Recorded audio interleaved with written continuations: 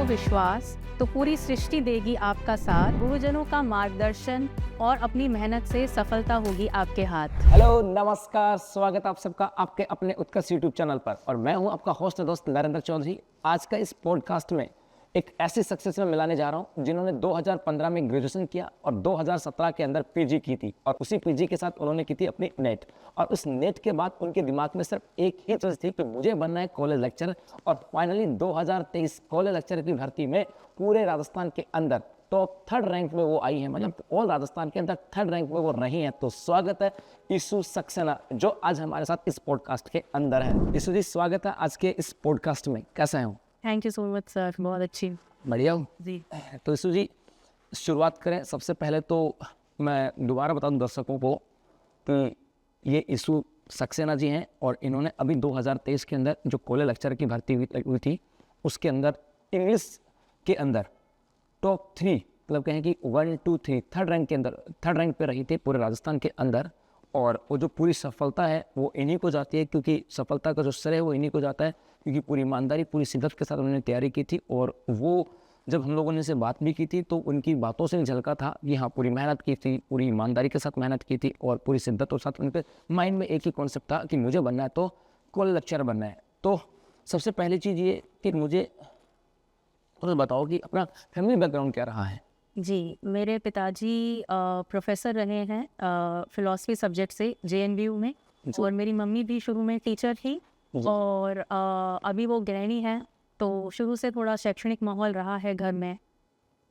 अच्छा, मतलब शुरू से माहौल ऐसा था कि जहाँ पर शिक्षा को प्रायोरिटी हमेशा दी, क्योंकि पापा जी जेएनयू में प्रोफेसर थे। उसके बाद जब आपने कॉलेज में एडमिशन लिया था 2015 में जोधपुर में केएन कॉलेज में, तो उस समय जब कॉलेज में एडमिशन लिया था तो क्या सोच के लिया था कि मुझे लेक्चरर बनना था, या मुझे कहीं स्पोर्ट्स में जाना है, या मुझे टीचर ही बनना है, या मुझे फिर कोई पीटीआई या ग्राम सेवक की तैयारी करनी है? उस समय कुछ माइंड में था कि अपना ऐसा कुछ? जी सर, जैसा हम जो अपने माहौल में देखते हैं उसी से सीखते हैं। तो जैसे मेरे पिताजी सिविल सर्विसेज की कोचिंग कराते थे, तो तब था 9th स्टैंडर्ड में मैंने पहली बार सीरियसली सोचा था कि सिविल सर्विस में जाना है।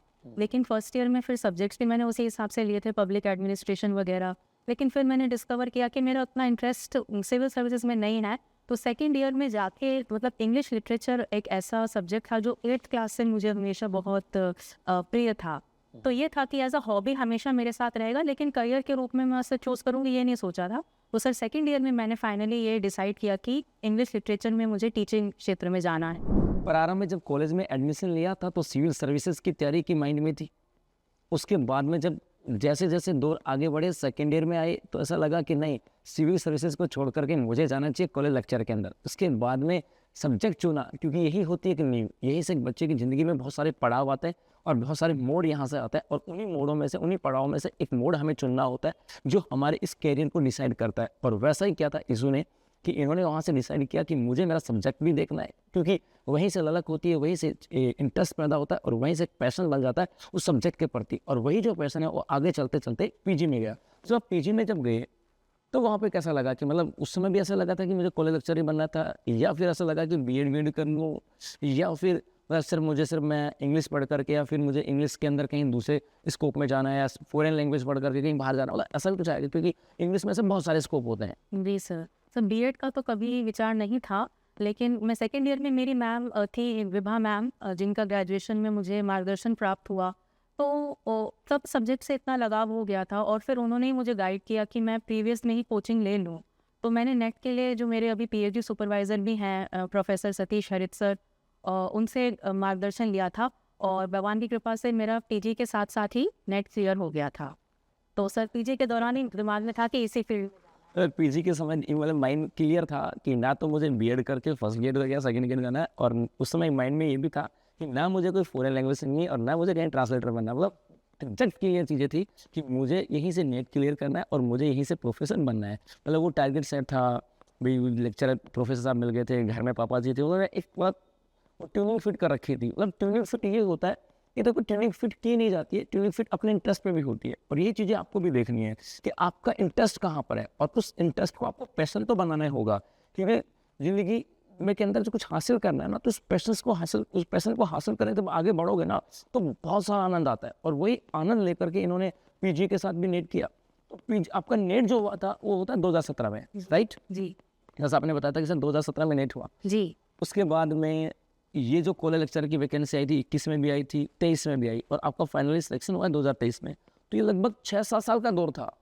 तो ये 6-7 साल का दौर कैसे निकला? मतलब किसी ने टोका नहीं क्या कि इंग्लिश पढ़नी, इसको पढ़ा भी क्या, इसको जिया है आपने तो। जी उसके बाद 7 साल, मतलब ये कैसा रहा? जी सर, तो बस यही था मेरे दिमाग में पीजी के बाद कि मुझे थोड़ा काम करना है, पढ़ाई काफ़ी हो गई। तो मैंने एज अ प्राइवेट कॉलेज में पढ़ाना शुरू किया, वहाँ पे गेस्ट फैकल्टी थी मैं। हमारे जेएनयू में भी लॉ फैकल्टी में 4 साल पढ़ाया मैंने, केएन कॉलेज में भी 1 साल गेस्ट फैकल्टी रही। तो उस दौरान तो ये चलता रहा। तभी उसी दौर में पहला अटेम्प्ट जब दिया तो फिर उसमें सिलेक्शन नहीं हो पाया, और वो भी मेरे जीके की वजह से नहीं हो पाया। अच्छा, उसमें बहुत कम मार्क्स थे। तो तब मैंने सोचा कि मुझे इससे ब्रेक लेकर, जो मैं प्राइवेट पढ़ा रही हूँ उससे ब्रेक लेकर इसके लिए अच्छे से तैयारी करनी चाहिए। तो मैंने 2023 में फिर छोड़ दिया था, और फिर तभी उसी साल ये भर्ती आ गई। तो उत्कर्ष का मार्गदर्शन रहा, नरेंद्र चौधरी सर का भी काफ़ी, सर ने 50% कोर्स हमारा जीके में करवाया उस बैच में। इकोनॉमी और ज्योग्राफी भी सर पढ़ाते थे, और वो बहुत महत्वपूर्ण हो जाता है इस सब्जेक्ट में, इस फील्ड में, इस पोस्ट के लिए, क्योंकि 200 में से 50 नंबर हमारे जीके के होते हैं। तो मोस्टली जो नेट कर लेते हैं या जेआरएफ होते हैं, उनका सब्जेक्ट पे कमांड तो होता ही है। जो डिसाइडिंग फैक्टर बन जाता है इस एग्जाम में सर, वो जीके बनता है। तो उसके लिए हमें अच्छी स्ट्रैटेजी, और हमारा कोई बैकग्राउंड नहीं होता। जैसे लिटरेचर से हम आते हैं, मान लीजिए कोई हिस्ट्री या पॉलिटिकल से आते हैं, तो उनका थोड़ा बैकग्राउंड होता है। लिटरेचर वाले का बिल्कुल भी जीके से कोई ताल्लुकात नहीं है। तो एक इतना अलग फील्ड में करना, शुरू से करना, मैंने तो जीके ही, राजस्थान जीके पहली बार लाइफ में 2020 में ही पढ़ना शुरू किया। तो उनका मार्गदर्शन रहा इंग्लिश सब्जेक्ट में भी, जैसे मैंने गुरुजनों का बताया। और एक कल्याणी वलक मैम है हमारे इंग्लिश लिटरेचर में, उनसे मैंने कोचिंग ली। तो सभी के आशीर्वाद से ये क्लियर हो पाया इस बार। ये चीज़ें इसलिए मैटर करती हैं, इसलिए महत्वपूर्ण है, क्योंकि हम लोग को लगता है कि हम तो तैयारी करते हैं ना, हमें लगता है कि मैं तो आर्ट्स बैकग्राउंड का हूँ, मैं यार साइंस में बेहतर कैसे दे सकता हूँ। किसी साइंस वाले बच्चों को लगता है कि मैं साइंस का हूँ, मैं आर्ट्स में बेहतर कैसे दे सकता हूँ। तो यदि हमारे अंदर करने की इच्छा हो ना, और सीखने की ललक हो, तो हम किसी भी सेक्टर के हों, हम अपना बेहतर वहाँ जहाँ दूसरे सेक्टर जाने वहाँ भी दे सकते हैं। और मैंने ये पर्सन जानबूझ के इसलिए पूछा था कि जाहिर सी बात है, आप कॉलेज लेक्चर में बैठोगे ना, तो वहाँ पे सब्जेक्ट में तो आप मास्टर हो ही, कोई रोकने वाला ही नहीं है, क्योंकि नेट आप हो और नेट ये लागू होते हैं। तो उसके बाद में मैटर करता है वहाँ पे जीके का, और हर एक बच्चा अलग अलग फील्ड से आता है।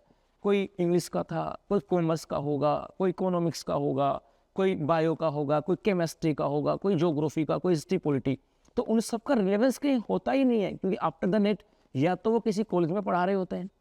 तो अब उस समय एक जो उन्होंने ठान लिया होता है ना, वो कहते हैं ठानना, एक अंदर से आवाज़ आती है कि मुझे एफर्ट्स करने हैं, मुझे वो करना है। वो एफर्ट्स शायद इनके अंदर से आए थे, और वो एक आवाज़ से आई थी कि मुझे वो करने हैं, वो करना है ना।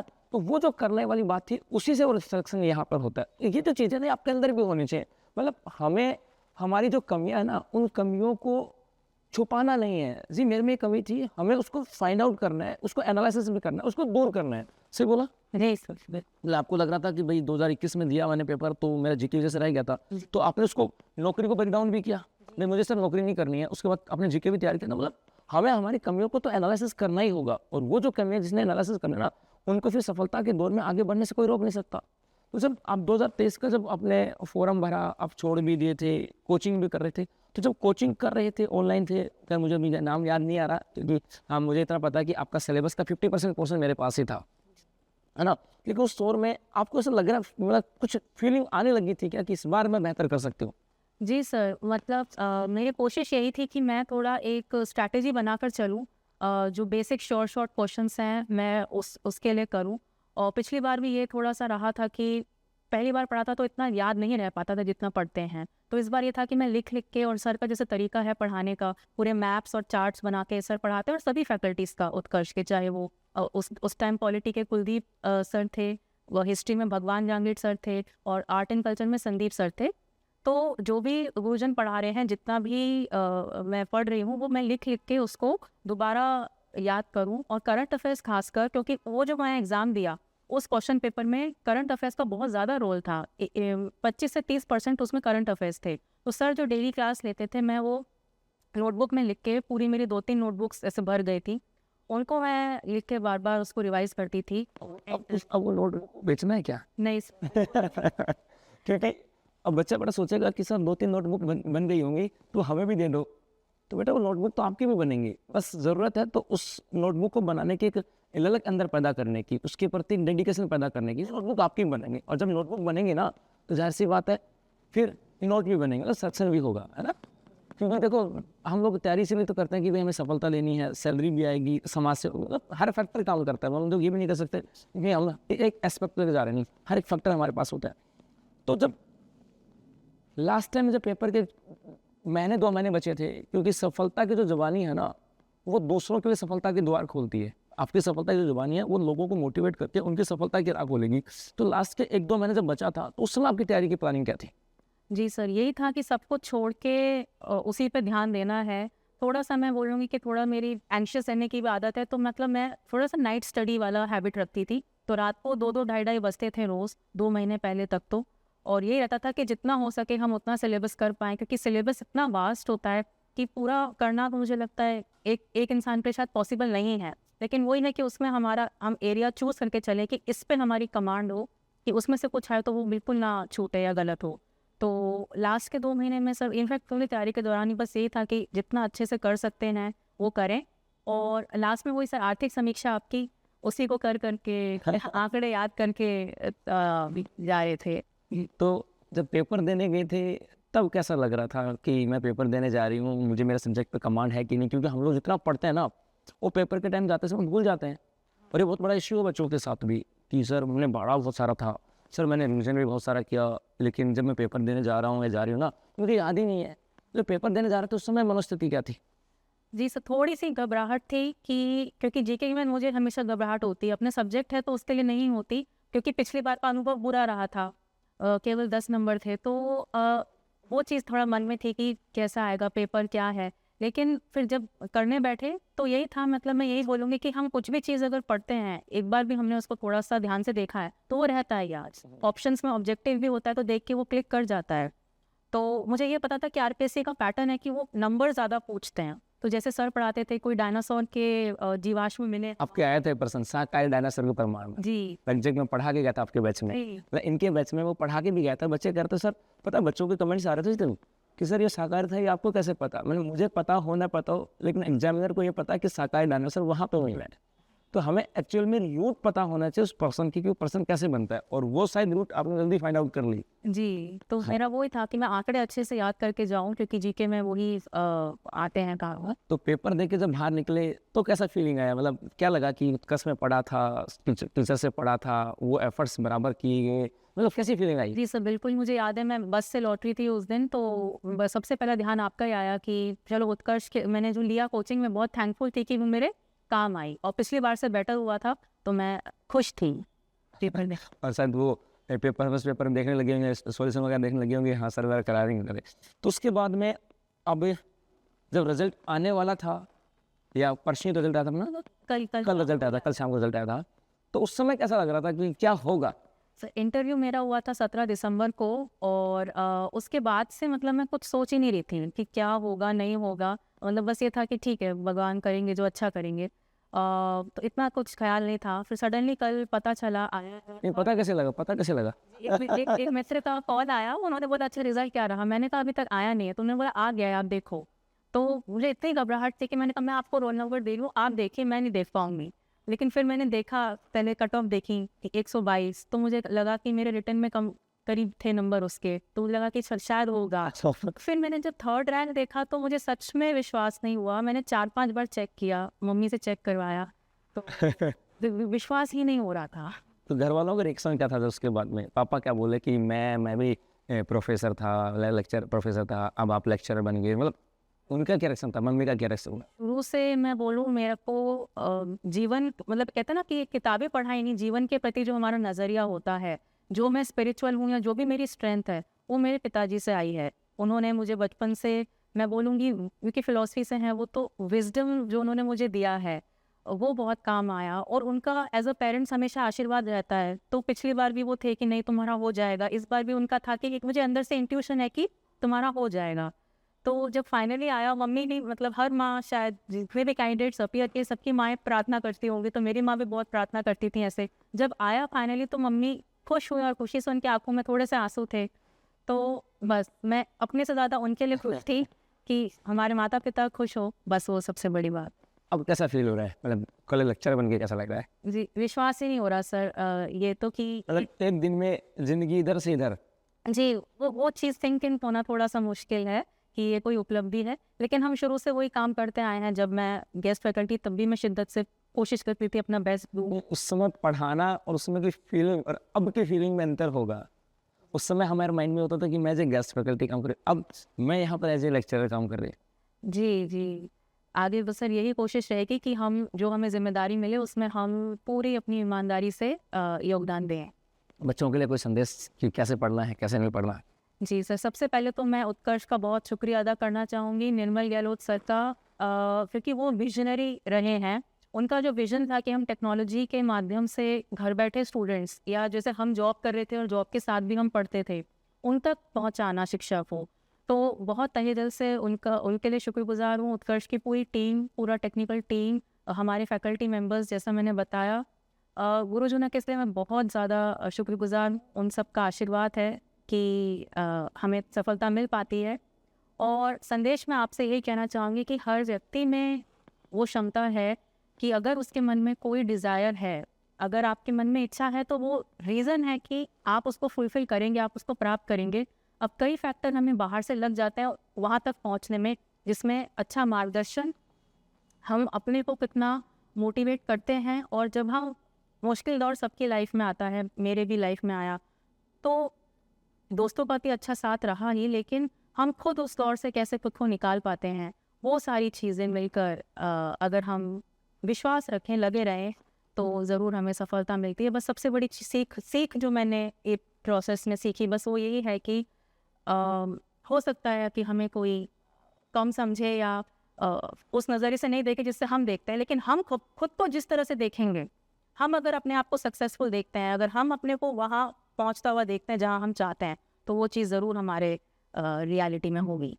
जी, तो कहते हैं ना कि मान लो तो हार है, ठान लो तो जीत है। ऐसा ही हुआ था यीशु के साथ, यीशु सक्सेना के साथ। और यीशु सक्सेना जिन्होंने 2017 में नेट किया था, उसके बाद तैयारी स्टार्ट की थी एज ए इन्होंने कॉलेज में पढ़ाया भी था, लेकिन एक बार असफलता भी इन्होंने देखी 2021 कॉलेज लेक्चर। लेकिन उस असफलता से इन्होंने अपना जो नज़रिया था ना, उसमें दोष किसी पे मंडा नहीं। इन्होंने उस असफलता में अपनी कमियों को एनालिसिस किया और 2023 के अंदर वापस पूरी शिद्दत और ईमानदारी के साथ उस तैयारी में जुटी।